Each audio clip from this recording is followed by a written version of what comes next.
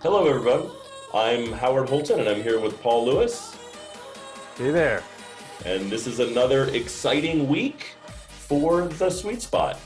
So, Paul, what do we have planned for the dozens of viewers we have every week? Well, we have a ongoing series. Apparently, it was never planned, but it seems like it's working out that way.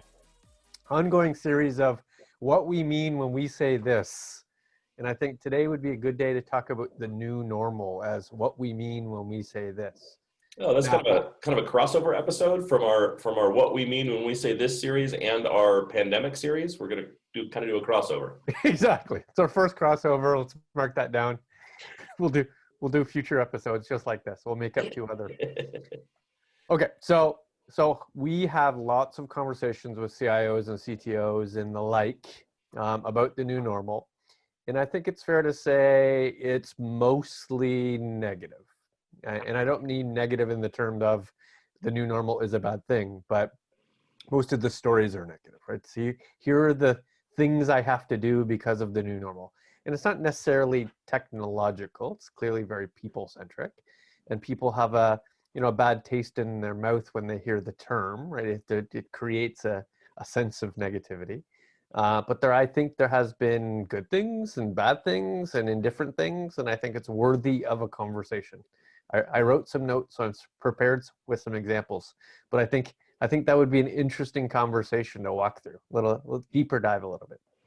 Yeah, I mean, are we going to do like the positives and negatives? Are we gonna really kind of visit the positives because we know most of the negatives? Is it like what is the Well, plan here? let's tackle the negatives too, because it's true and it's important. But then let's kind of end with the good stuff, because there are some good, interesting things, especially personal. I tend to I agree. think there's value.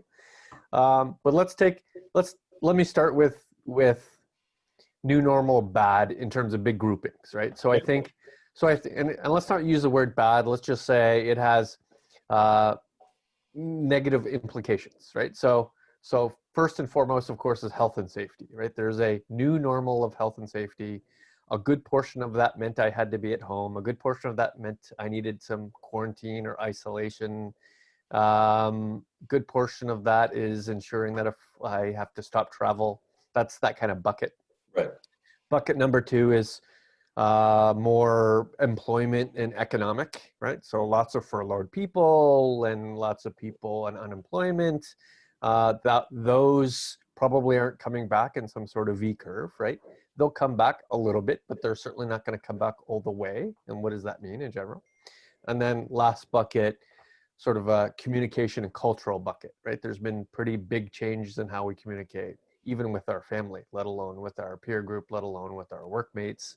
And then how culture has changed, not just personal culture within the country you might be living in, but culture within organizations.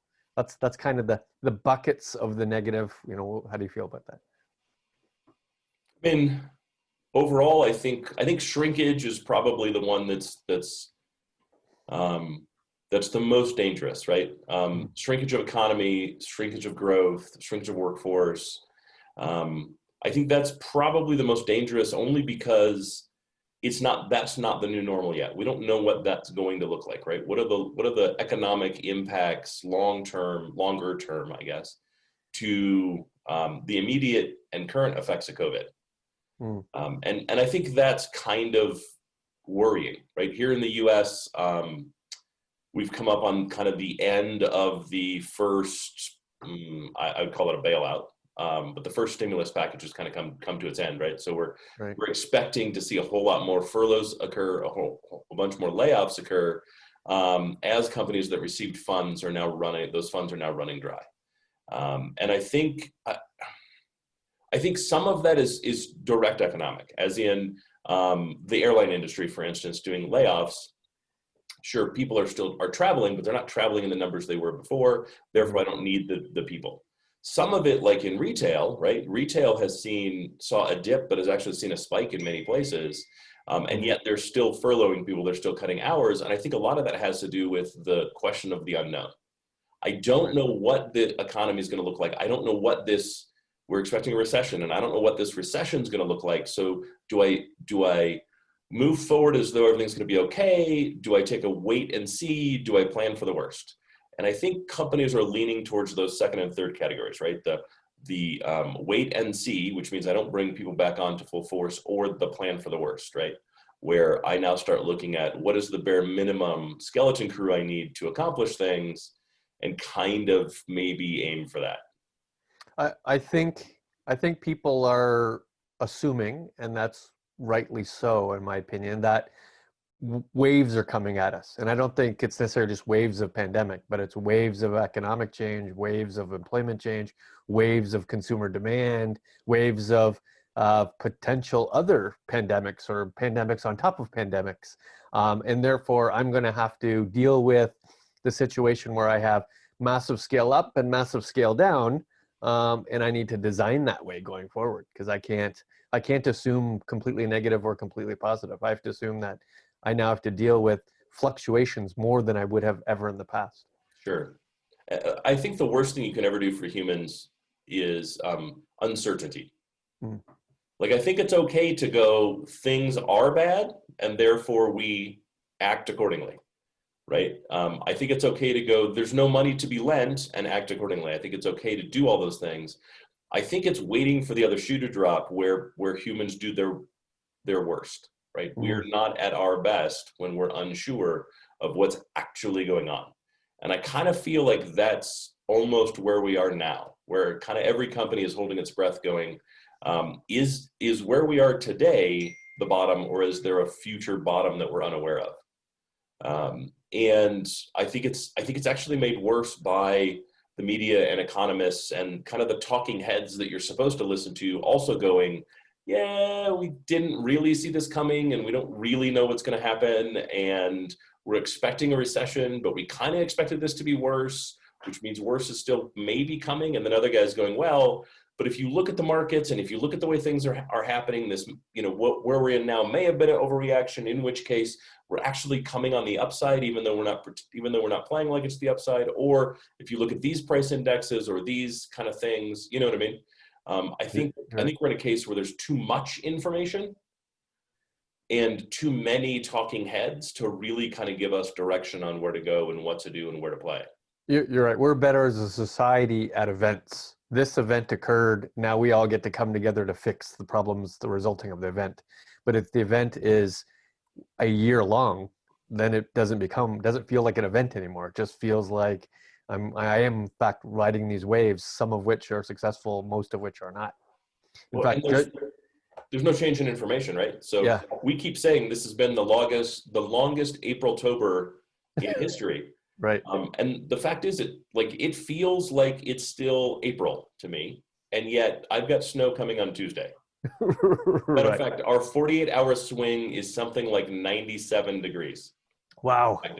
It's going to be in the 80s on Monday, 26 on Tuesday, and the 90s on Wednesday.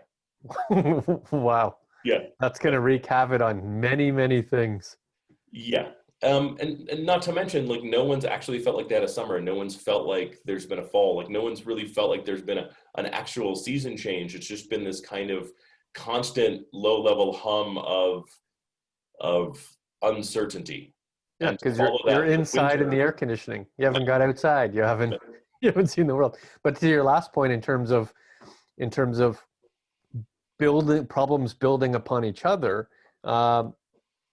we've talked about big data a lot, and this is another example of big data where the more data that you have, the more incidents that you see, or the more problems that are occurring, the less important the individual problem becomes, right? So the bigger pot you have, the less likelihood you'll be able to identify an individual person or an individual problem, and therefore it just kind of looks like a statistic, right? It just looks like groupings. So I'll use some numbers here, try not to be political, but when you only had 1,000 of those things, it was incredibly important. I was paying attention. 1,000, that's a lot of things. But when there's 200,000 of those things now, it becomes a big number, but the number's too big for me to identify an individual person or an individual thing or an individual value. It just, at that point, becomes a statistic. It's not a thing at all. It's just a bigger group. And really, there's not a huge difference between 200,000 and 300,000. 200,000, 500,000, because I don't think in terms of those magnitudes, right? So our problem will get worse as the numbers grow. I mean, yes and no, right? Because the other problem with data analytics is the modeling, Mhm. right? And when you have an extreme anomaly like we did here, right, a worldwide pandemic really hasn't occurred since we've been hardcore studying economics, and certainly since we've been collecting data that you could feed into a big data model. It makes it really hard to go, what's the outcome? Well, if we model other recessions, cool, but other recessions have been based on localized economies to some degree. Right. Now we're looking at the global economy, right? The risk from global shutdown, the risk from global pandemic, and we still don't know, is there going to be another wave, and what's the other wave going to look like? Right. Right? But if you take my numbers, 1,000 deaths seems like a lot. 1,000 deaths, well, I know 1,000 people, but 200,000 deaths kind of doesn't, because it's so beyond my imagination that I almost now just see it as something written on a piece of paper instead of the deaths that it actually is. Sure. It's very Right. similar to the conversation we had last week where we talked about the number of people you could encounter in a day before your brain turns off. Right. Yeah, Right. and it's interesting when we look at numbers that way. It roughly correlates to hands and feet. Right. Like humans have a really, really, really good handle on tens. Right. We really understand 10. Anything up to 10, we're really, really good at, right? But the further you get away from 10, the less good we are at actually understanding the number, because it's just too big a number.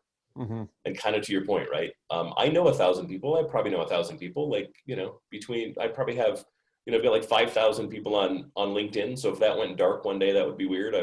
I may have 500 people or something on Facebook. Like if that went dark one day, that would be weird. Right. But I don't know 200,000, 300,000 people, right? Right. And so to your point, right, it's just so mind-bogglingly big. It seems you just turn off and it becomes a statistic. Right. So then when you double that number, it becomes 400,000 deaths. Then in many ways, it doesn't feel as bad as the 0 to 1,000. And it's significantly worse than 0 to 1,000. Significantly. That's unfortunate, right? The bigger the numbers, the less, I don't want to say care, but the less I'm focused on the impact. Well, the problem is it's still a small number. Right. If we just look at the US, right, and we take 200,000 goes into 350 million a lot of times.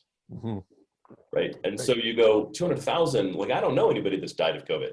That's not true for me, but Right. people are often saying, I don't know anybody that's died of COVID, but 200,000 people have died. So there must be something weird with the numbers. Like you'd think I'd know someone personally, Right. like I would have been personally impacted. And the fact is, it's still a small percentage of the population overall. Right. It's not so small we shouldn't be worried about it. I'm not trying to minimize at all. I'm just trying to explain human psychology. I think that's what we're both trying to do here. Right. And ultimately that becomes very, very interesting when you think about it. Right? At what point does a number kind of jump the shark again and come back at you, right? If 1,000 is a big number because you know 1,000 people, or that's more just over the number of people that you know, but you can kind of conceive of it, and Mm-hmm. 200,000 or 400,000 or 500,000 isn't, because it's so big you can't really conceive of that number of people, right? Like Right. I could maybe even say 50,000 is okay because I've been in a football stadium. Right. Yeah, I You know can what I mean? I can I've like visualize a seen number that number that of big. people, right? I don't know what 200,000 would look like because I've never seen them together at one place. Right. Right. At what point does it come back? At what point does the number then get big enough again that it comes back at you? Right. When the percentage is as big as the number. Right. When the percentage is 0.01, it's almost not important. But when the percentage is 3, whoa, 3% is a big number of a population, right? Right. Well, I mean, compared to heart disease, right? We lose, the United States loses 500,000 people a year to heart disease. Right. Right. We're getting close to that with the pandemic. Mm-hmm. Right. I realize not quite half is not what some people would consider close, but from a statistical standpoint, that's very close. Sure. Right. Absolutely. And so, right. And so do we think about heart disease the same way we think about COVID? Right. I'm not sure that we do. And I'm not sure how much we think about heart disease on an ongoing day-to-day basis either. So that's kind of the health and safety and the employment and economy. How about the culture and communication? So we spent a lot of time talking about culture and communication, and one of the things that I saw this week that I think is really interesting because I just saw it this week. It was also hilarious. It was a kid who looked to his mother and said, "Oh my God, Mom, it just occurred to me. Schools have now figured out how to use Zoom instead of in person. That means I'll never have another snow day." That's right. Right? And that Yep. kind of talks directly to your point. How has communication changed? Good and bad, right? The Right. good news is we now realize that people can work from home and still be productive. That people Mhm. can work from home and still be connected, Right. right? The bad news is they're not connected to the same level of quality. They're not connected to the same level of human connection. Even if the Right. technology connects them, even if the business connects them and they have the business connectivity, we've in some ways, I think, damaged human connectivity to a point where I'm not entirely certain how it's going to come back or what it's going to look like when it does. It will be an uncomfortable experience when we meet in person again. I guarantee you. I'm not looking forward to ever coming back to an office. Like, Right. like I'm not, yeah, I just think it would be weird if we came back and it was different, it's going to be weird Right. because I've got 25 years of going to offices, right? So it's going to be weird. But if we come back and it's different and it's the same, then it's going to be even weirder because it shouldn't be the same. Like my Right. expectation is it should in fact be different. Right. So I'm really concerned what that's going to look like, and I'm not sure what it should look like. Like it's really easy for us to go, "Hey, this thing is broken. This is what it should be. This is our advice to get it back to, to kind of compensate for what should be, and therefore this is the direction you should go." I'm not sure what the office of the future should look like what its ideal state is. Thus, I'm not sure what to say to aim for it. Right. Right? I think offices as communal spaces has value. However, all of the research shows that offices with no traditional floor plan, right? Offices without walls are really, really, really bad ideas and overwhelm people like crazy, Right.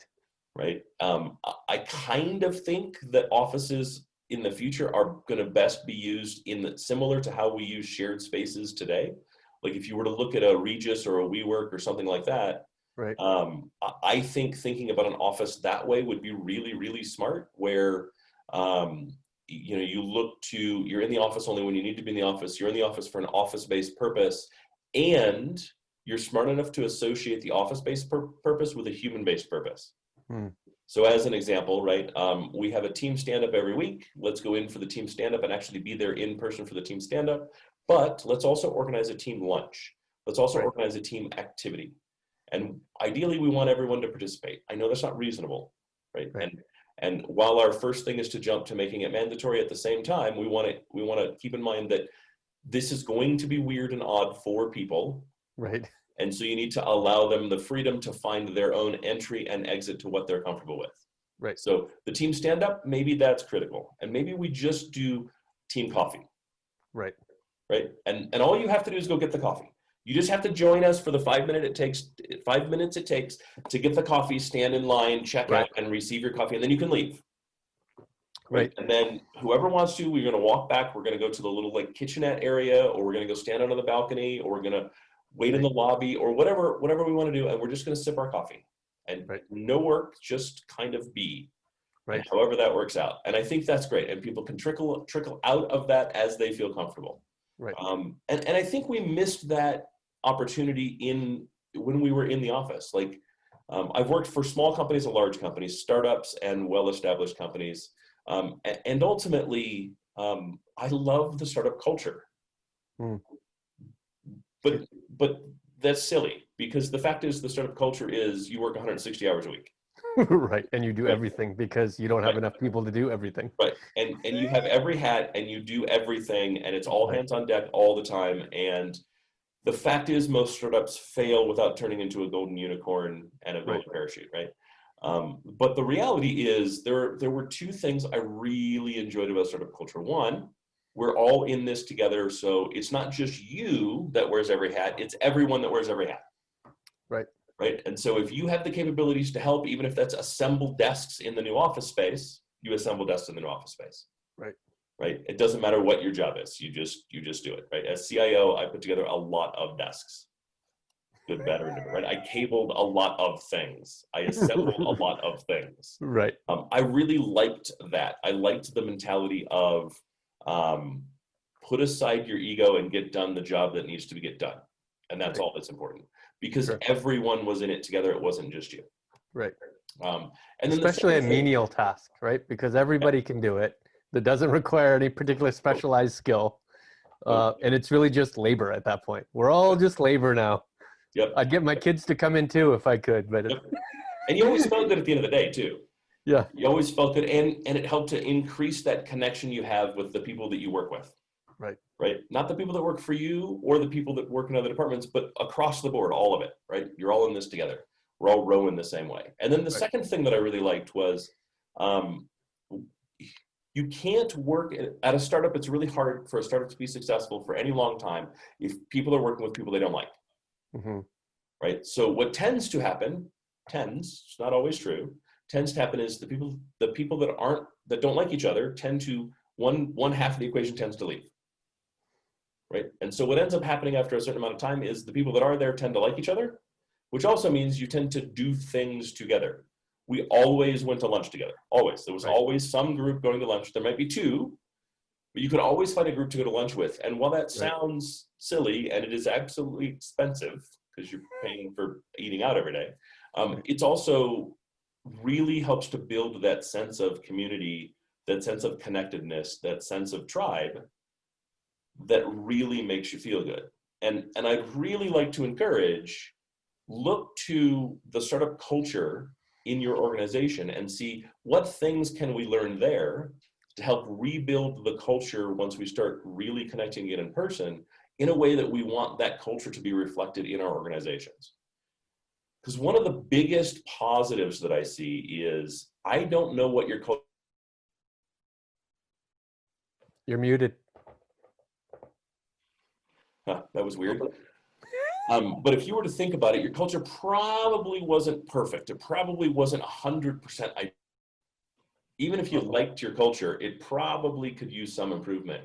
And I would say, think about that a bit, right? Spend some time going, if I could just start from scratch and define my culture, what would my culture be defined as? And then aim for, how do I push more that direction, right? How do I shift more that direction? I like that you were able to do a traditional Howard Holton tangent and then bring it back into the original. Let me talk about startups for 10 minutes. Bring it back to the original conversation. It'd be good. I'd say that's improvement. I appreciate that about you.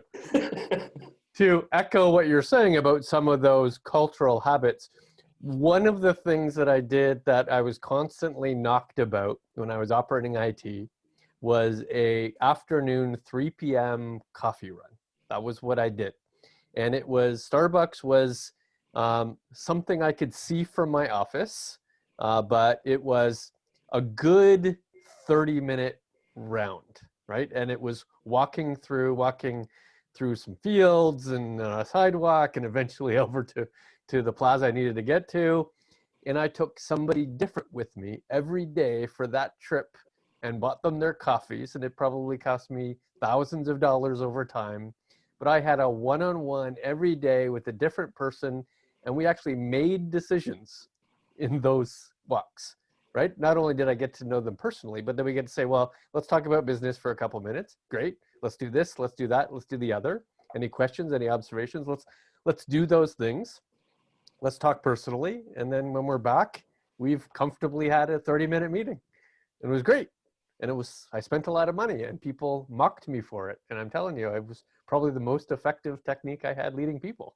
And you never thought about this is money, like you never even thought about the money until afterwards when you're talking about it now.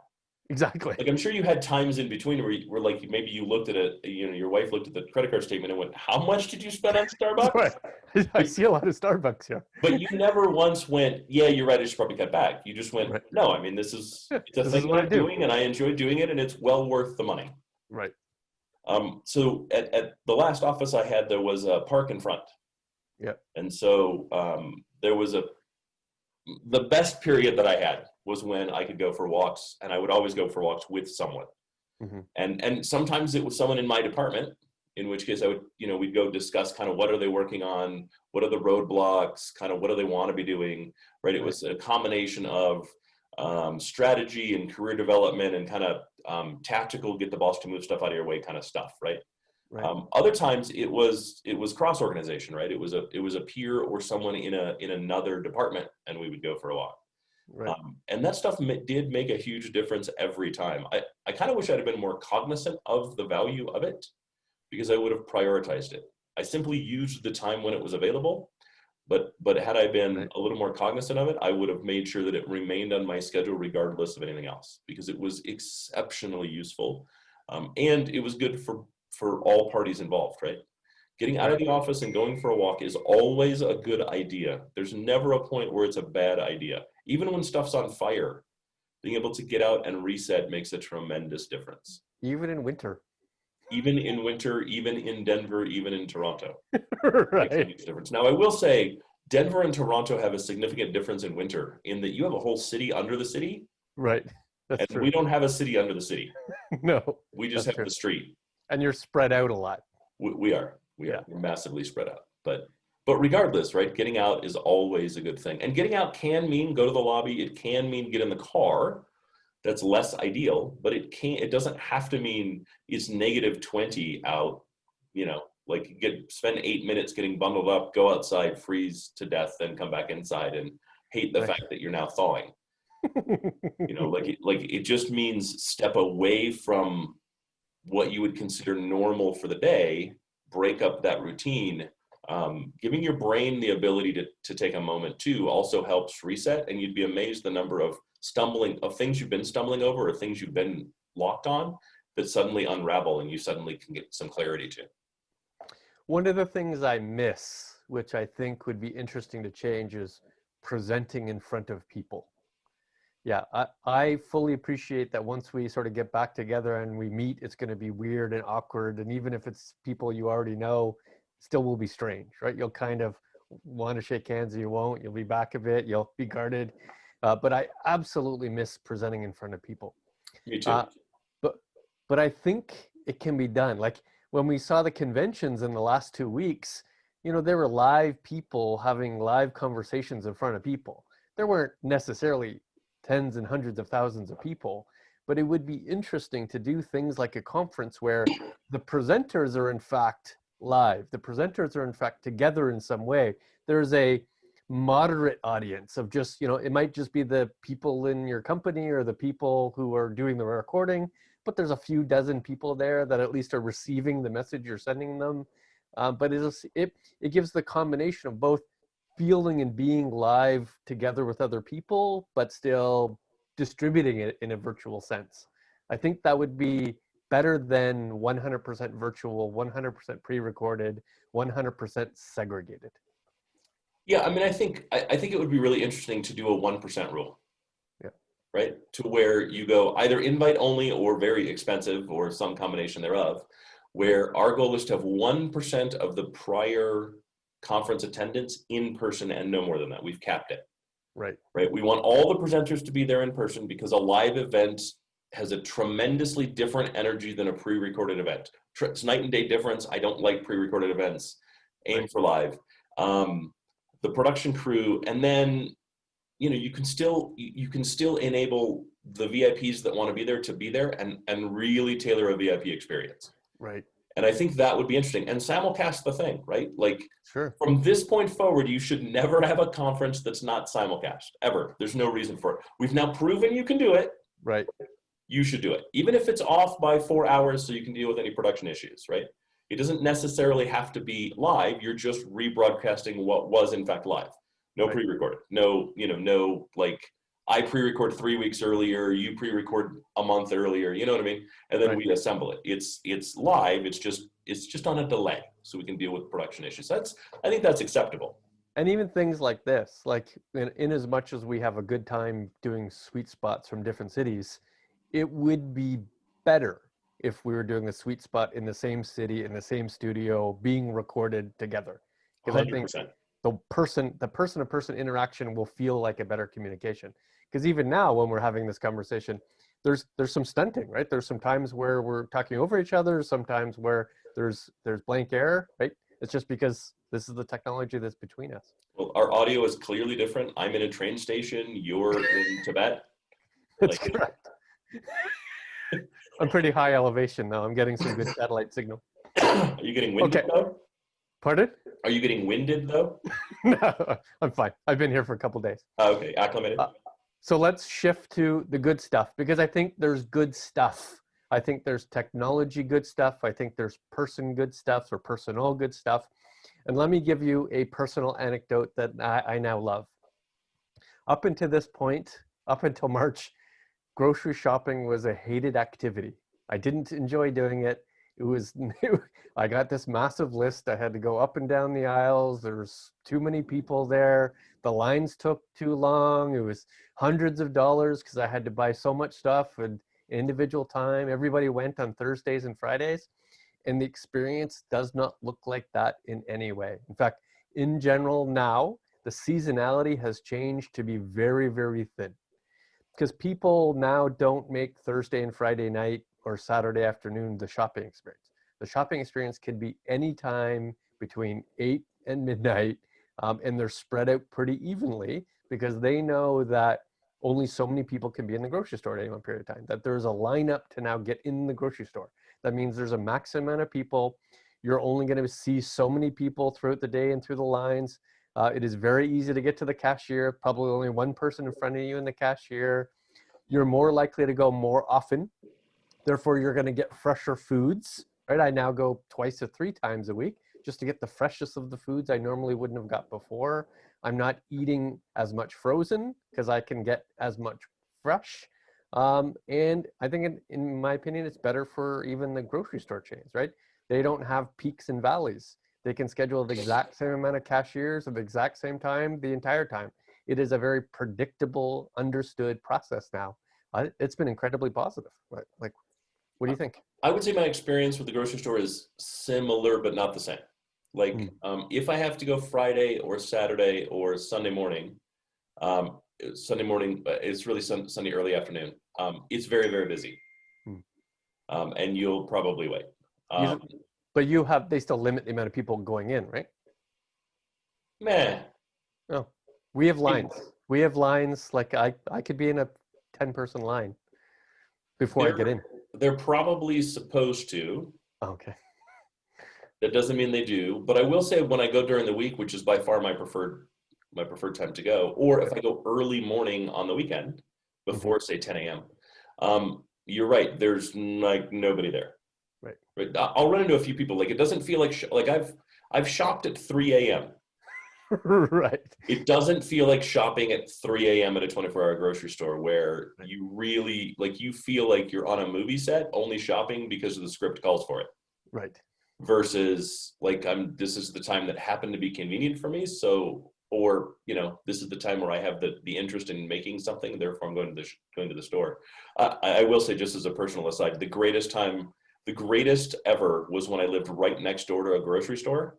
And it seems a little too urban for a lot of people, but the convenience of being able to push the cart to and from your front door was amazing. Right. And it was a 24-hour grocery store, so you could literally go, like if you wanted to bake at 3 a.m. because you had wicked insomnia and something on the internet looked delicious, you could bake at 3 o'clock in the morning, and the store was open to supply you what you needed. And I can't tell you how nice it is to be able to walk to a grocery store and never have to get in a car. Right. I miss that. But nonetheless, right, what I see now is a lot more people having the freedom to do their shopping when, in between a meeting.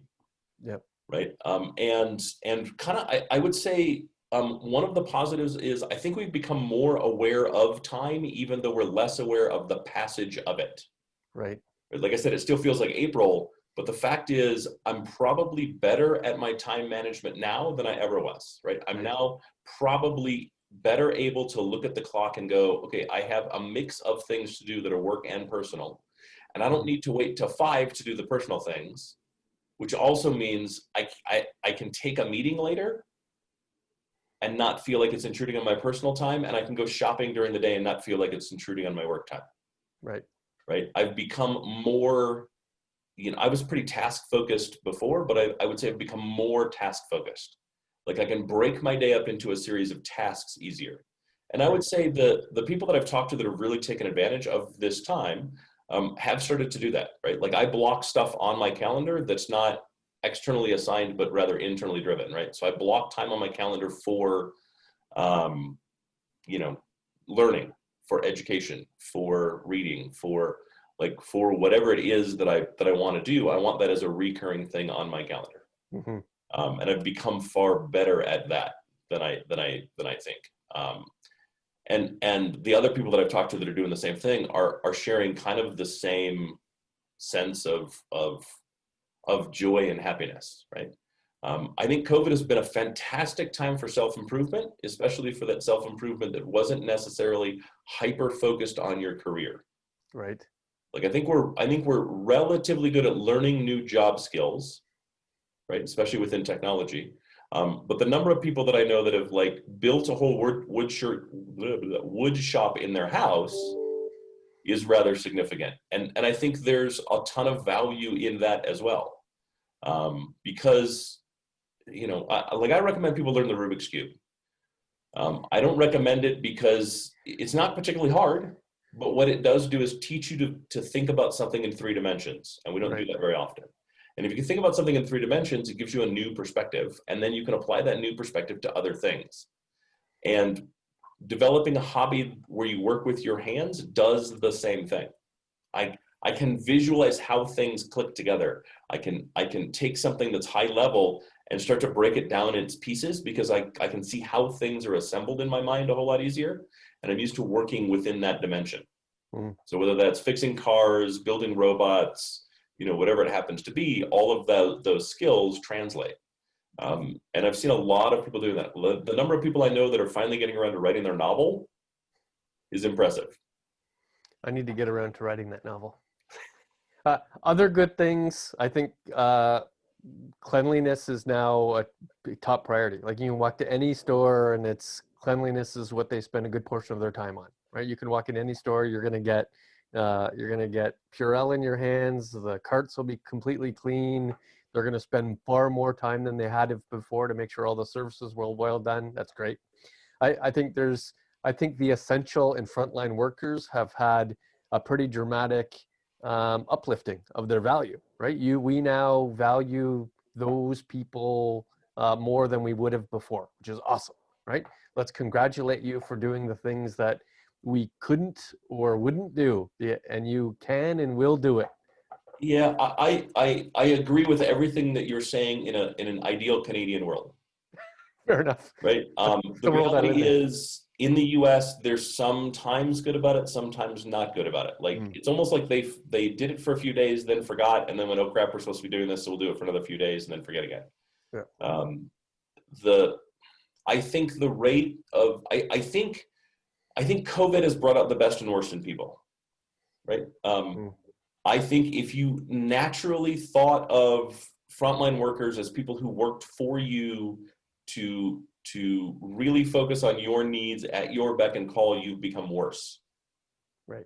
Right. I'm seeing more of that. But for people who recognize that it's a job and you should be thankful that someone is doing that job so you don't have to, we've become more thankful that they do that job. Right.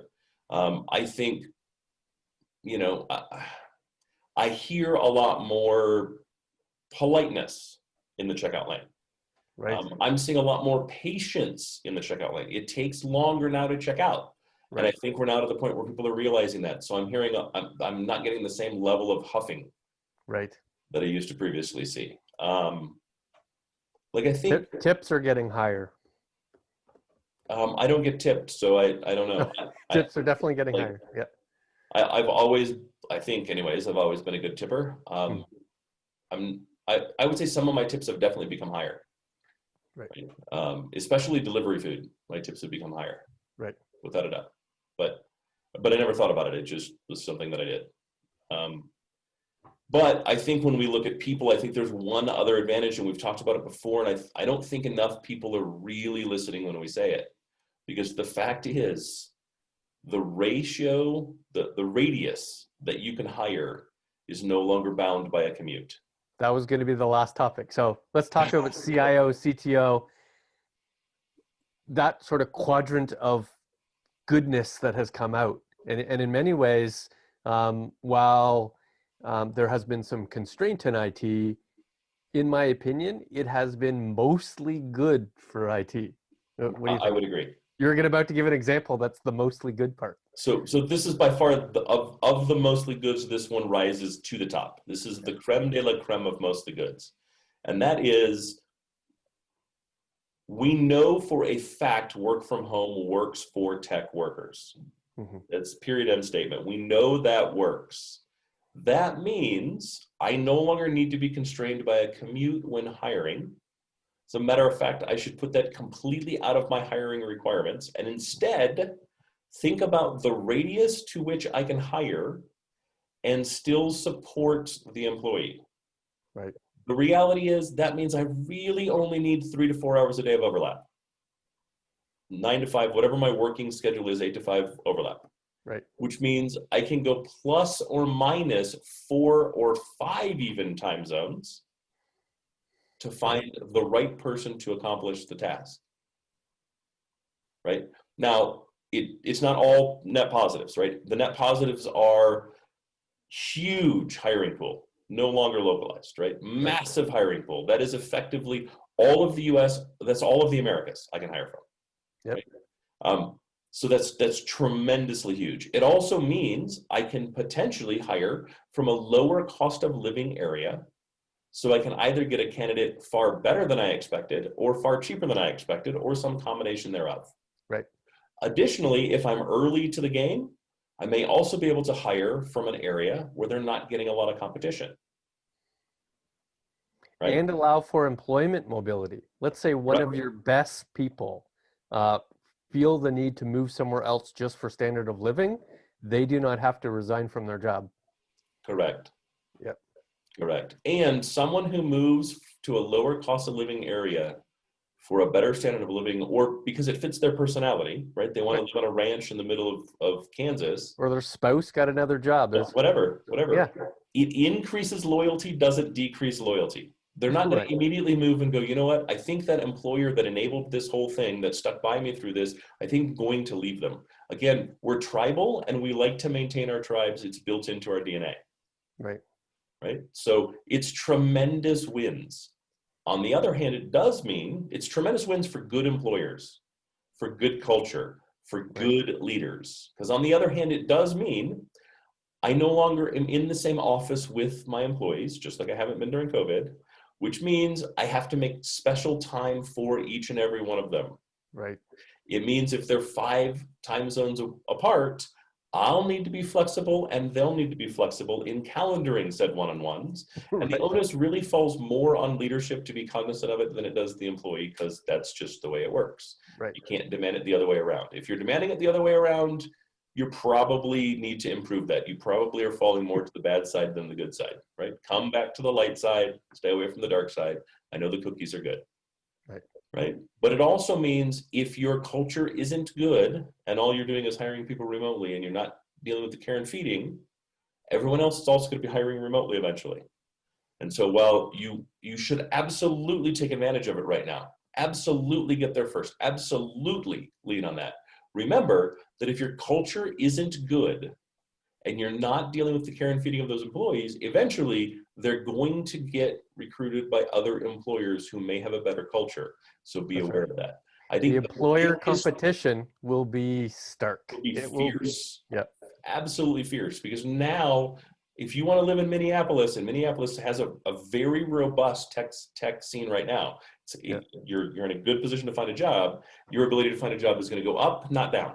Right. It's going to go way up, because not only is Minneapolis going to compete for you, but so is everywhere else. Yeah. So is New York, so is Silicon Valley, so is Seattle. Yeah, yep. Without a doubt. So that does mean you really need to focus on your culture. And that kind of brings me to the last thing I want to say today. And that is, we're moving to an era, and we've been doing it for a long time. I think COVID just took the movement and shot it ahead 5 years. Right? I think it did the same thing for digital transformation, right? It shot digital transformation's importance ahead, did not retard it. Right.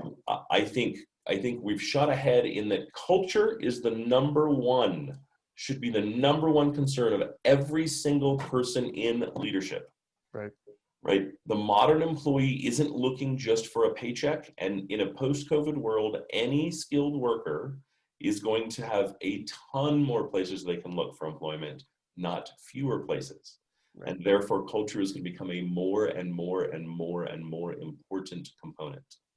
So please, think about your culture, think about what it is and what you'd like it to be, and start moving more towards the ideal. Make that your number one job.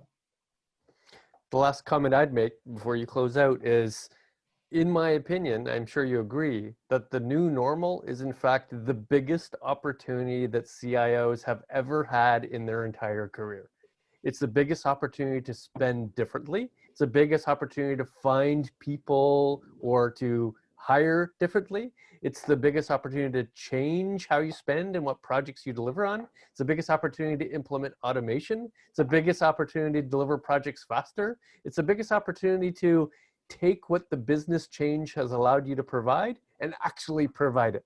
This is a dramatically positive impact to IT, but you have to grab it. You can't just let it fly by. It's also the biggest change and opportunity to your career personally. Right. If you understand digital transformation, if you understand culture, if you understand the value of these things, you're going to become infinitely more valuable. If you understand how to take IT and turn it into a true business partner, right? How to take IT and turn it into the technical, trusted partner for the organization, truly and honestly, you're in a far better position than you were a year ago, than you were 2 years ago, than you were 3 years ago. Yep. Start talking about it. Make sure your organization understands it. Make sure they understand the value. And if they don't, maybe think about another organization, because there are thousands of organizations that need that help. And there are thousands of organizations that know they need that help. They just don't know who to turn to. Right. Well, good topic. Well, with that, I think that's it. So please, if you're watching this on a platform that allows, click that like and subscribe button. Please share this on Facebook and LinkedIn, and I don't know if it's possible, but it'd be neat to see it on Instagram. Please like and subscribe everywhere you can. As always, we really love any comments that we get. And so please, if you're one of our subscribers, please comment. Please let us know what you'd like to see. If you know somebody that you think would be a great guest for us to have, feel free to throw them in a comment. We read all of them, and we'd love to have some other guests on. So I'm Howard Holton, and as always, Paul Lewis. Thank you. And have a great day.